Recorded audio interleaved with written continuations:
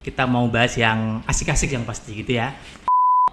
Objek wisata itu ada banyak banget sih mas. Sekitar Jumlah pengunjungnya berapa sih Mbak Letsi? Apakah itu hanya dari penduduk lokal atau ada yang dari mancanegara juga Mbak Letsi? Jadi kalau dari semua ya mas, dari semua hotel di Kabupaten Semarang, nah itu kamar yang terpakai itu ada. Data ini itu dihasilkan dari apa sih Mbak Letsi? Apakah BPS ini kan tukang survei gitu ya? Yeah. Nah, bagaimana mengambil datanya Mbak Letsi? Pakai apa itu kira-kira? Jadi rata-rata untuk pengunjung hotel itu dia menginap 1 malam. Jadi bagaimana pariwisata ini bisa mempengaruhi bidang-bidang ekonomi yang lain?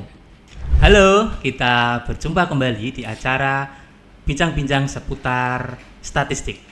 Halo Sobat Besti, kali ini kita mau bahas yang asik-asik yang pasti gitu ya.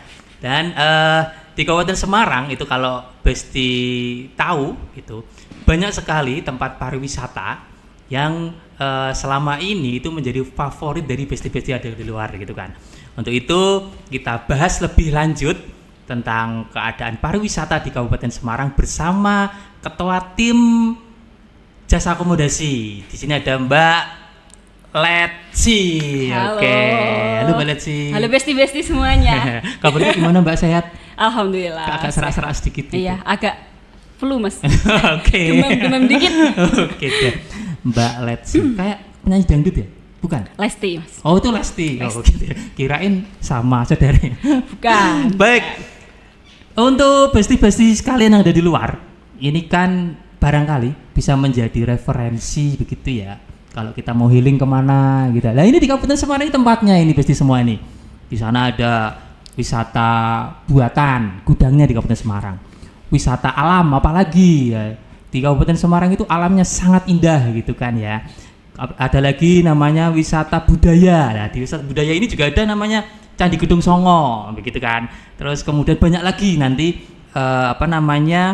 tempat-tempat wisata yang bisa besti-besti kunjungi semua. Itu kita tanyakan ya sama Mbak Letsi. Oke Mbak Letsi, kalau kita berbicara tentang Kabupaten Semarang, itu berarti daya tarik wisatanya sangat-sangat banyak. Seperti itu ya Mbak Letsi ya.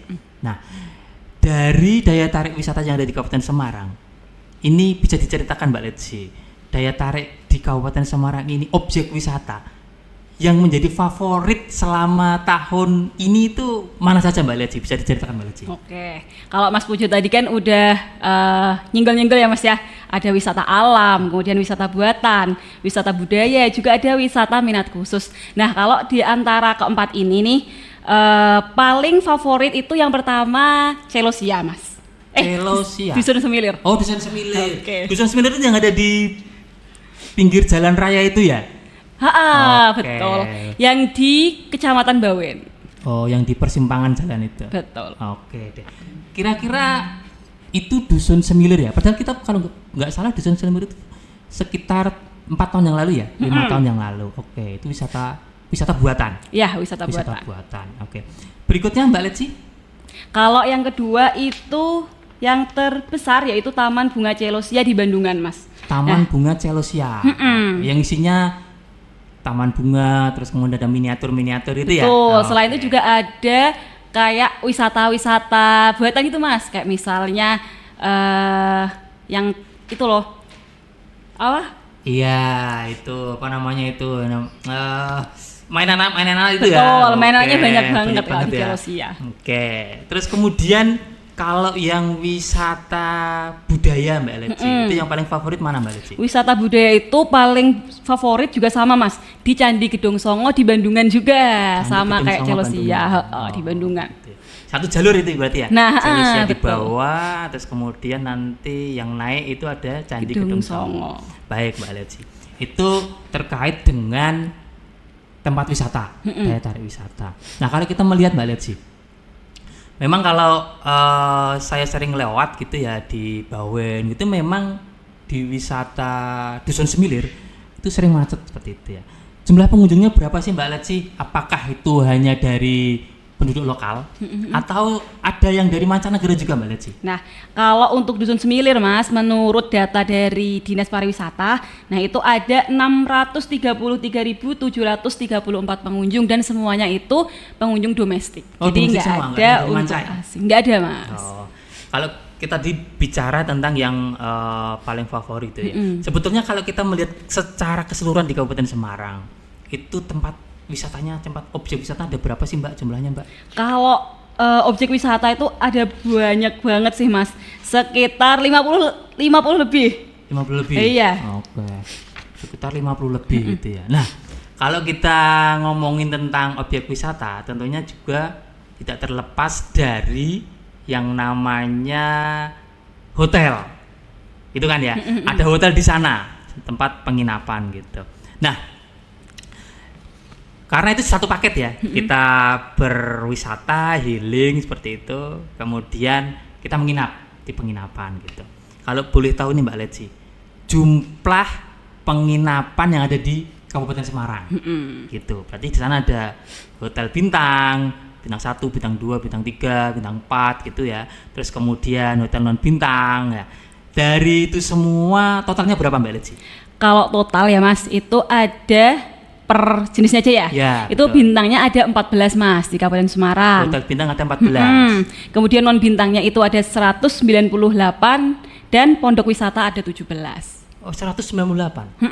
Berarti hampir 200 ya. Itu Lebih yang non dari bintang ya? 200. Betul, yang non bintang. Berarti kalau kita total jumlahnya 200 lebih begitu. Lebih dari Baik, 200. gitu. Kalau kita ngomongin masalah hotel ini, terus kemudian tadi juga didukung oleh daya tarik wisata yang banyak seperti itu.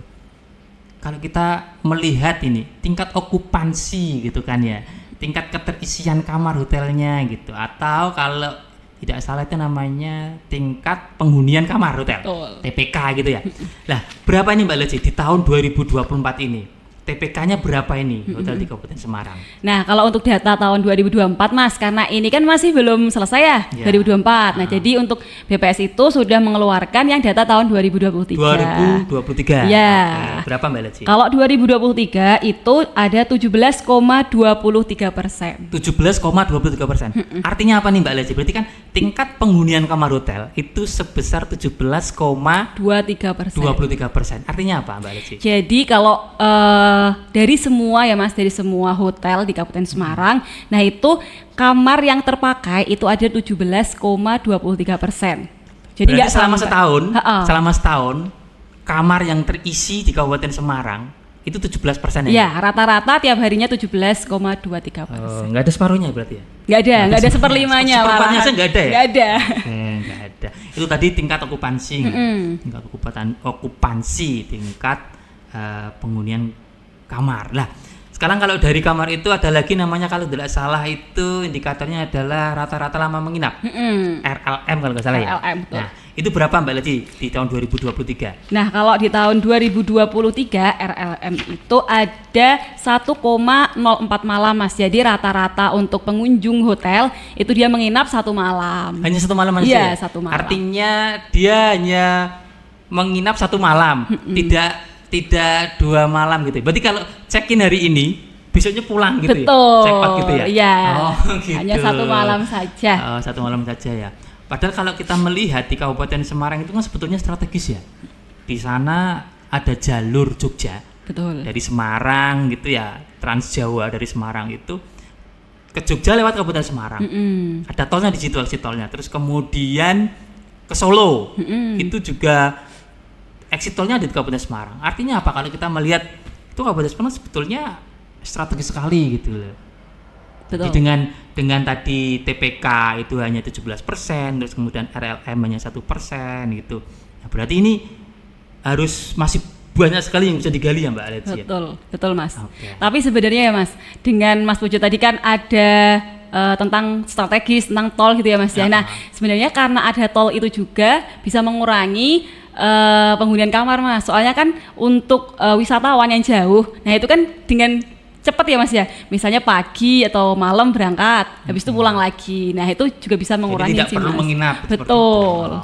Selain tadi Mbak Leci, selain adanya TPK, RLM gitu ya, itu kira-kira dari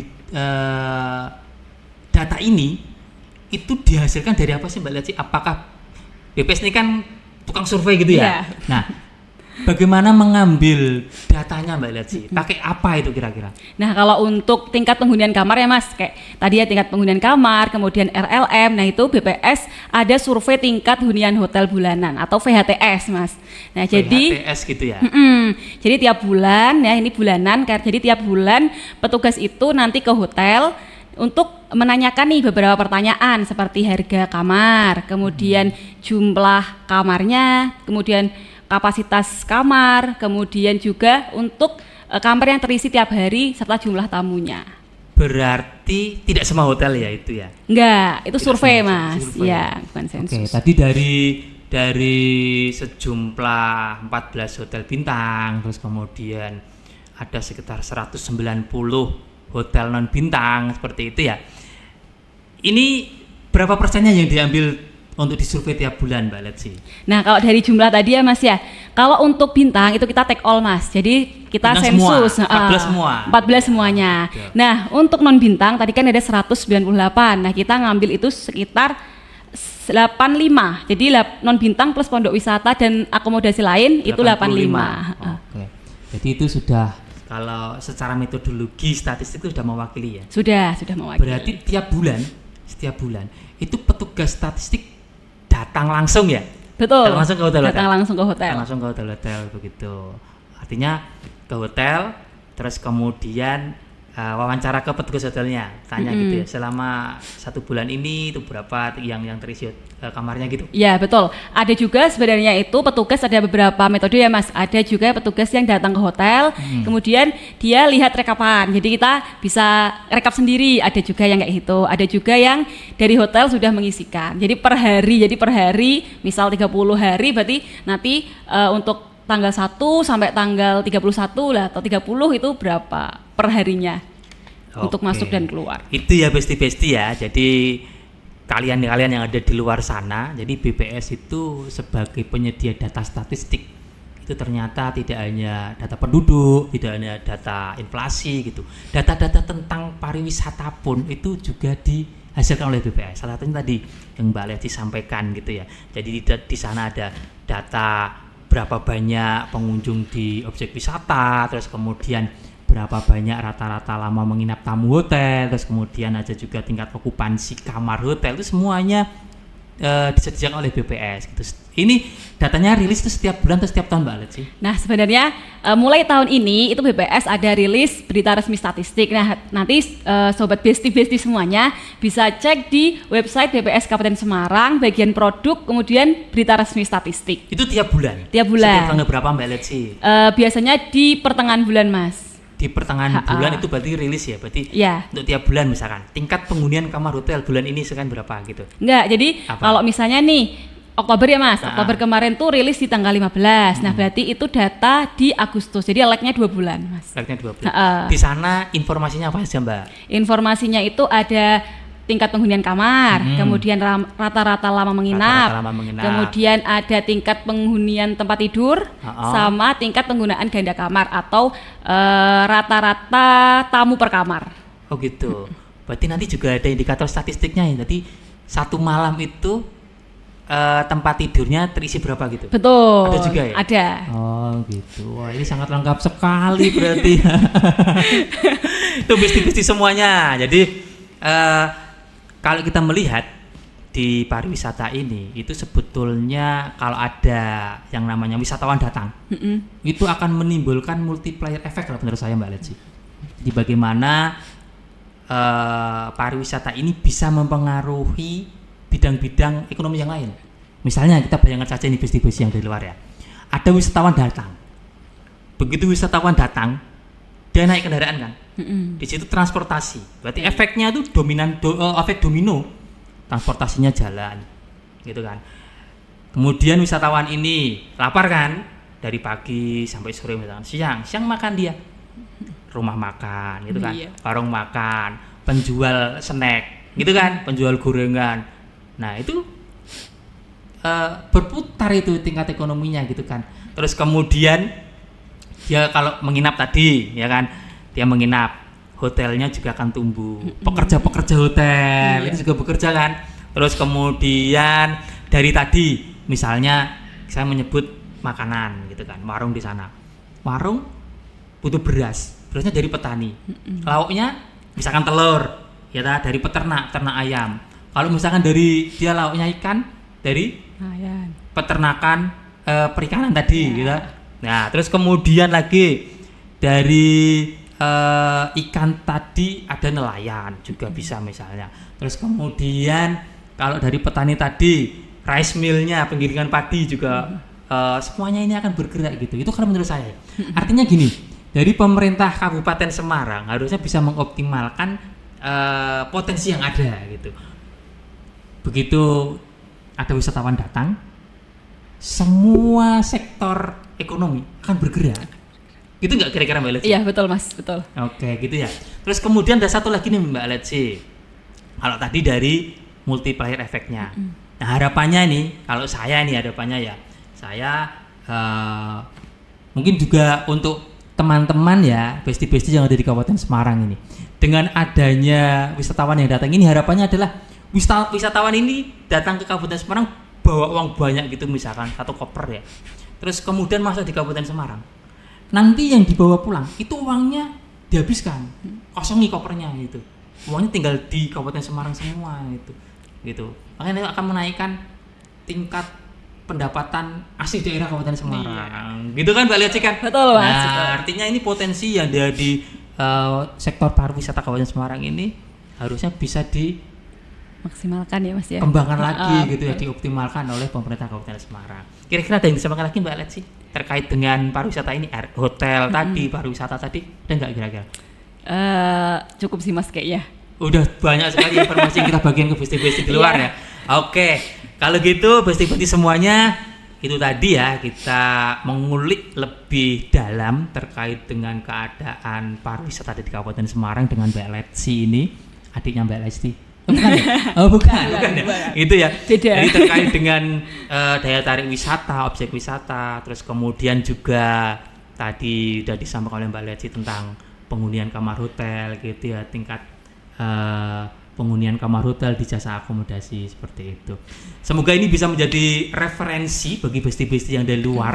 Jadi kalau misalkan lagi pusing gitu, kita mau healing kemana? Kabupaten Semarang gitu ya. Nggak terlalu jauh tempatnya, ada tolnya gitu kan, tempatnya adem gitu. Di sana ada Kopeng, ada Bandungan yang sudah terkenal gitu ya. Bagi besti-besti ini, pasti besti-besti yang senyum-senyum itu sudah pernah ke Kopeng sama ke Bandungan gitu ya. Oke, sampai di sini dulu. Kita berjumpa lagi di besti selanjutnya. Dah.